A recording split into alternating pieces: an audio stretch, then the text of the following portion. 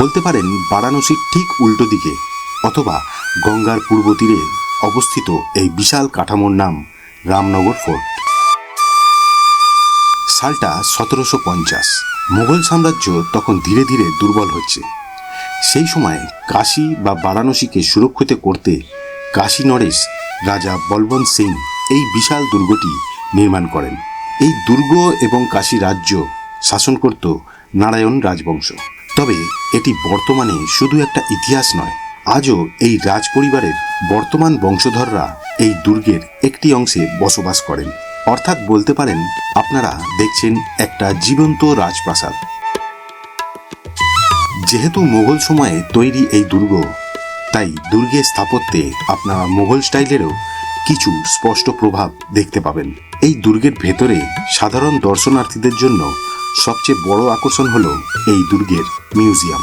এক সময়ের রাজদরবার আজ পরিণত হয়েছে এক অদ্ভুত সংগ্রহশালায়। আপনারা যখন বারাণসী সাইট সিন করবেন তখন অবশ্যই এই রামনগর ফোর্ট ঘুরে যাবেন। এই পুরো বাড়িগুলো যে দেখছেন লোক রয়েছে এখনও, এগুলো সব কিন্তু ফোর্টের ভেতরেই, ওদিকে যাওয়ার নিয়ম নেই। যা দেখতে হবে আপনাকে এইখানের মধ্যেই দেখতে হবে।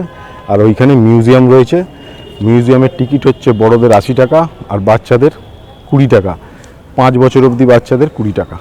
আর মিউজিয়ামে ক্যামেরা মোবাইল অ্যালাউ নয়, তাই মিউজিয়ামের ভেতরে দেখাতে পারবো না কি আছে, তবে দেখে এসে আমি বলে দেবো আপনাদের কি আছে। আচ্ছা, এই ভেতরে যেতে গেলে কিন্তু মিউজিয়ামের মধ্যে দিয়েই যেতে হবে, ভেতরে ক্যামেরা অ্যালাউ নয়, তাই দেখাতে পারবো না, যেটা বললাম আপনাদের। এদিক থেকে যেতে দিচ্ছে না, এখানে পুলিশ রয়েছে আর স্টপ বলে রেড সিগন্যালও রয়েছে, তাই ভেতর থেকেই যেতে হবে। মিউজিয়াম দেখা কমপ্লিট। এই হচ্ছে মিউজিয়ামের গেট, দেখুন কি লাইন পড়ে গেছে। যেটা বলার, ভেতরে অনেক কিছু রয়েছে, রাজাদের অস্ত্র থেকে শুরু করে, জামা কাপড় থেকে শুরু করে, খাট বিছানা, পালকি, গাড়ি, সব কিছুই রয়েছে। আর ভেতর থেকে একটা গঙ্গার ধারে যাওয়ার রাস্তা রয়েছে। এখন আর আমরা যাইনি, কারণ খুবই রোদ, গঙ্গার ধারে যাওয়া লাভ নেই এই সময়।